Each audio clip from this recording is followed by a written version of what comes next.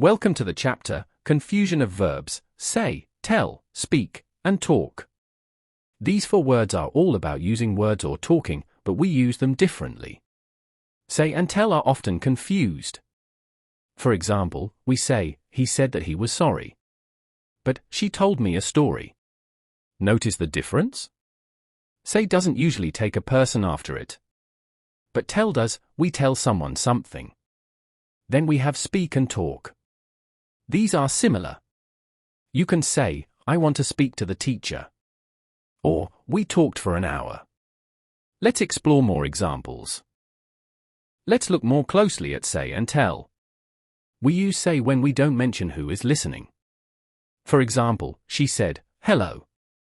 We use tell when we say who we are talking to. For example, she told me to sit down. Look at this wrong sentence, he said me a lie. That's incorrect. We say, he told me a lie. So remember, say something, but tell someone something. Now let's look at speak and talk. These 2 words are similar. They both mean to use words or to communicate. But speak is more formal. We use it when we want to sound polite or serious. Like, may I speak to the manager? Talk is more casual. You can say, we talked about the movie.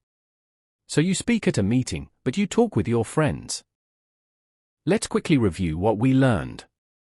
Use say when you're not naming the listener. Use tell when you are telling someone something. Use speak in formal situations. Use talk in casual ones. Now try these. 1. She me to come early. Answer, told. 2. I wanted to the teacher. Answer, speak. 3. He was late. Answer, said. 4. We for a long time. Answer, talked. Great job. You now know when to use say, tell, speak, and talk. Prepared by K. Rajendra Prasad.